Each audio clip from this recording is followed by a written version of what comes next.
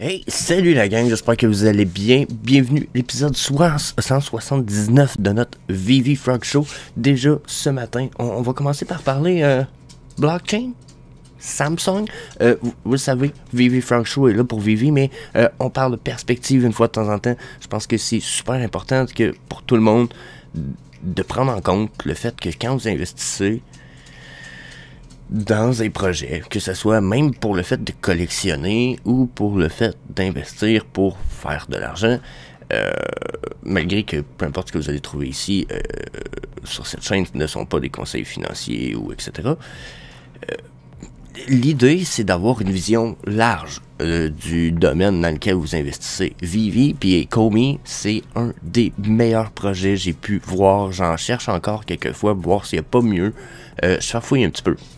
Personnellement, j'ai pas trouvé grand chose d'aussi potentiellement explosif pour les prochaines années. Je vous le dis, c'est assez huge.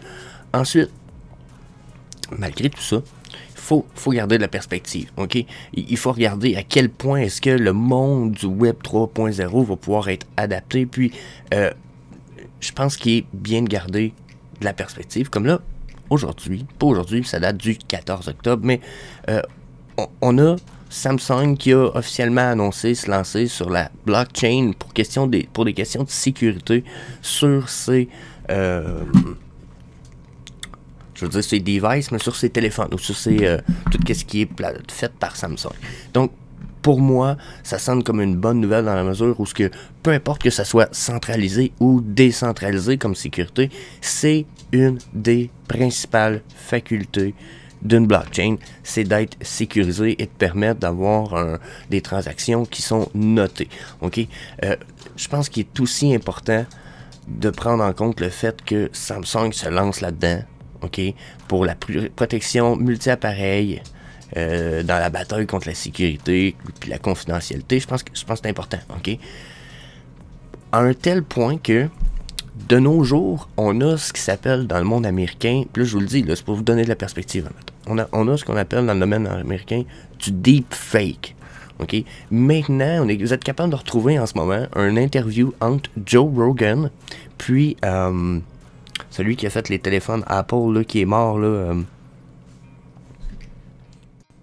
Steve Jobs. Ok?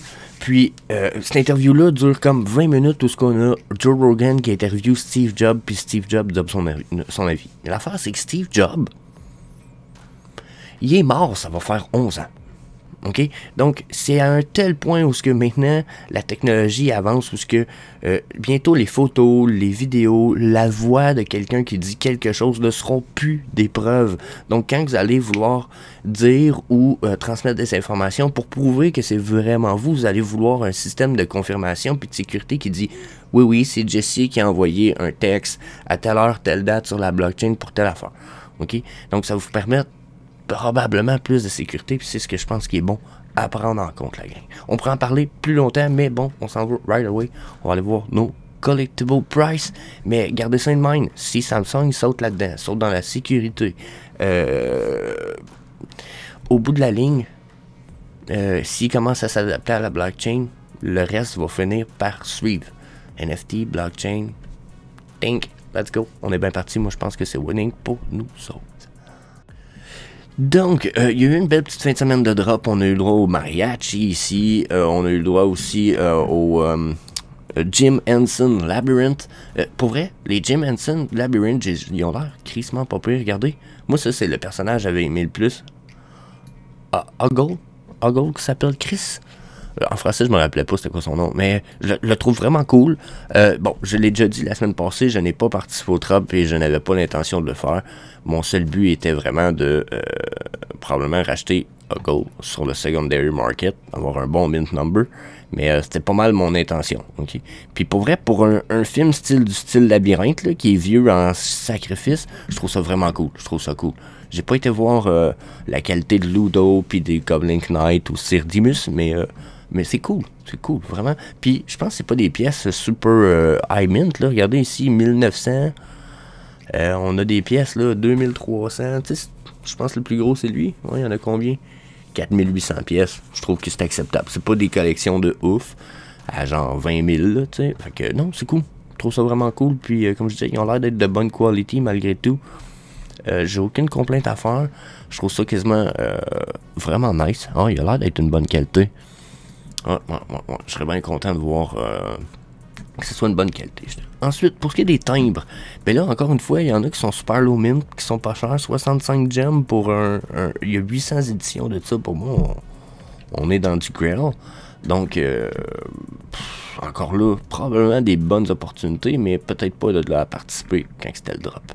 Donc, yeah, il y a eu le Wolverine qui est droppé aussi, c'est vrai, je l'avais oublié. Common, uncommon, le secret rare, il vaut combien? 45, wow. Ça, je pense que ça peut être des belles opportunités quand on pense au Master Collector Program. À partir de rare, me semble, ça donne comme 3 Master Collector Points par jour. Pourquoi? 7 piastres en ce moment? Pour un first appearance du Old Logan, genre. Nice. Nice. Je trouve ça vraiment nice. Donc, pour ce qui est des drops, aucune complainte à faire. Je trouve ça vraiment cool ce qu'on a eu. Pas super hype, mais nice. Donc, oubliez pas la gang, je ne fournis aucun conseil personnel financier ou d'investissement dans ce vidéo. Merci. Donc, let's go. Question de mouvement de prix, j'ai été faire nos petits tests. 16% de montée de prix en bas de page 1, 11% en bas de page 2 et 8% en bas de page 3 pour la montée des prix, ce qui est correct. Quand on compare à la descente des prix, on a du 13, 11 et 9. Donc pour moi, on est dans une stabilité. On est peut-être dans une petite rise de price, mais d'après moi, non. On semble être sur une flat line. Probablement qu'on va attendre soit des meilleurs drops ou decon avant de repartir sur une rise. Ça se pourrait que avant novembre, on fasse un crash down avant juste decon, puis decon pourrait repartir juste pour nous hyper avant le temps des fêtes, qui est généralement la saison d'hiver de la crypto. Hiver crypto, été crypto. Hiver crypto, été crypto. D'habitude, c'est comme ça. Tu sais, puis NFT, mais on est comme pas loin de la crypto. Fait que, ok. Donc, sur les drops de price, qu'est-ce qu'on a qui se présente à nous autres? On a-tu eu des belles drops un peu? Beta Animated, son all-time... Yo, son time low à lui. All-time low 340, là, on est à 350, il a descendu de 41. Ok. Il risque d'aller retoucher son all-time low bientôt, à moins qu'on ait une big news ou un big drop, là. Je pense pas. Ça n'a pas l'air d'être annoncé. D'après moi, ils vont peut-être même ralentir un peu la cadence. Je sais pas. À voir. Take Me to the Ball Game, c'est une rare à 17$, c'est quand même cool, ça aussi. C'est un set à lui tout seul, si je me souviens bien, en plus.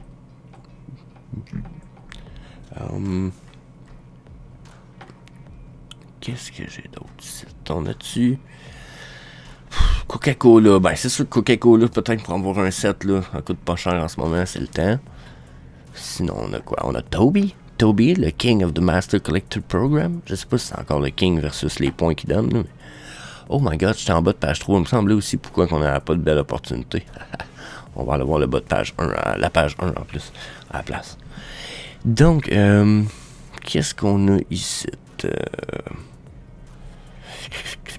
Ben, Cat Trooper, là, je me souviens bien, ouais, 6600 éditions, ça fait pourrait pas rentrer dans les grills. C'est sûr qu'on parle d'un grill, là, tiers 7, là, vous allez me dire. Mais regardez quand même. Je pense que le potentiel est là. Toby, New Kid in Town à 7$. C'est possible. Il est pas animated, lui, hein? Non. Quand même, à 7$. C'est quand même fou, hein? J'aurais jamais pensé le voir à ce prix-là. Donc, Red Skull à 127, ça aussi. Ça aussi, c'est quand même très bas. Probablement qu'il va redescendre à son all-time low très bientôt, mais à surveiller. Le Spider-Man Animated ici, c'est très bien aussi, à 1000$. Ultra rare. Big deal.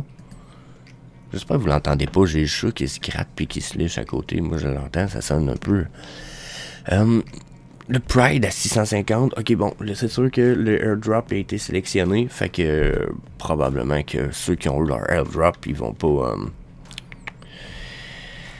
il devient moins intéressant pour ceux qui ont eu leur airdrop. Mais sinon, j'attendrais probablement que s'il redescend quand même très bas, ça vaut encore la peine. Son all-time low, t'as quoi? 650, c'est très... Ah, il est dessus.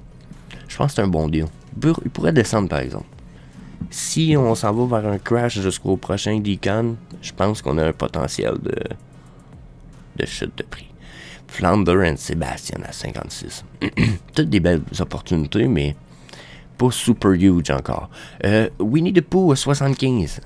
Oui, il continue de descendre, il arrête pas de descendre, mais c'en est une belle pièce que même s'il descendrait à 50 ou à 25, je serais content d'en avoir pris un à 75. Donc, évaluez ça. Winnie the Pooh, je sais que je l'aime pas, mais on va pas arrêter d'avoir des jouets puis des trucs de poussins pour enfants, puis des coussins, des poussins, des couvertures pour enfants. Winnie the Pooh.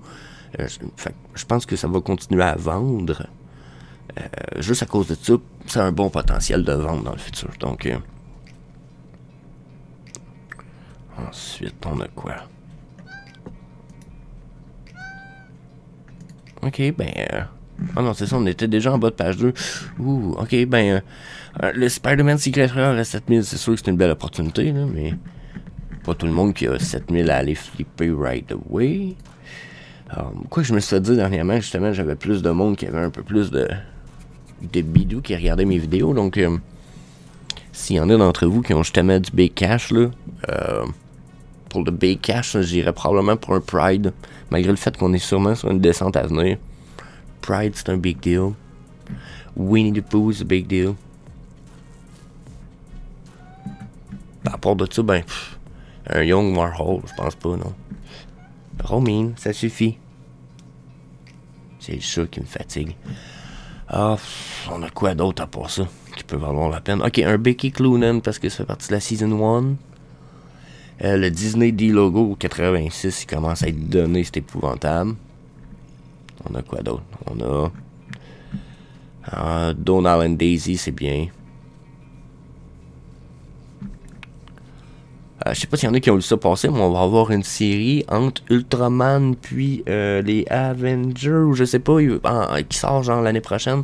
Ça va être le premier crossover entre les deux. Fait que là, on va pouvoir rentrer Ultraman bientôt dans le monde de Marvel, puis etc. Fait que je sais pas comment ça va se passer, mais ça, c'est comme un peu big news. Big news, j'ai vu ça, j'étais comme, ouais, tabarnak.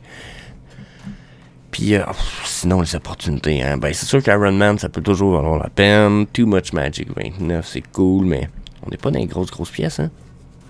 On n'est pas dans les gigapiece. Ouais, fait que j'ai le goût de vous dire, la gang, que la big news, c'est Samsung qui embarque vraiment sur la blockchain. Ça peut être vraiment huge pour nous autres, tranquillement pas vite, dans la mesure où s'ils commencent à accepter la blockchain pour la sécurité, c'est de rouvrir la porte du poulailler pour les loups, là. C'est fini, là. Toutes les autres compagnies de téléphone vont vouloir faire la même chose. Toutes les autres, ça va devenir une espèce de jalousie dans pas long. Donc, yeah. Sinon, I have you in my sight ici, quand même très pas cher. Puis Spider-Man, ouais. Ce sont les big deals of the day, je pense.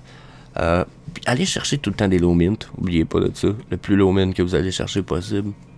Tout le temps un meilleur deal. Puis, yeah. Surtout en ce moment.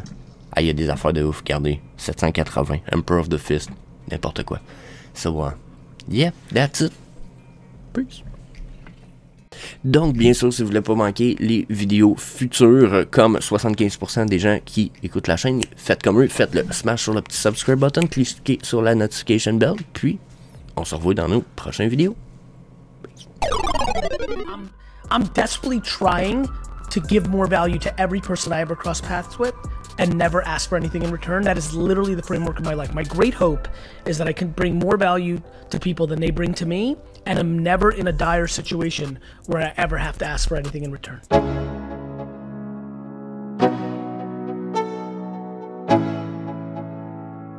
Let's go. Yeah. I'm like an addict, ooh, I gotta have it. I ain't even playing, got a really bad habit. If it moves, gotta grab it, fuse like a magnet. Lose, won't have it till I'm doomed in a casket. I ain't playing, got a weird mind. If you work 8 hours, I'ma work 9. If the shit tastes sour, you should taste mine. I'ma stay in power for a long time.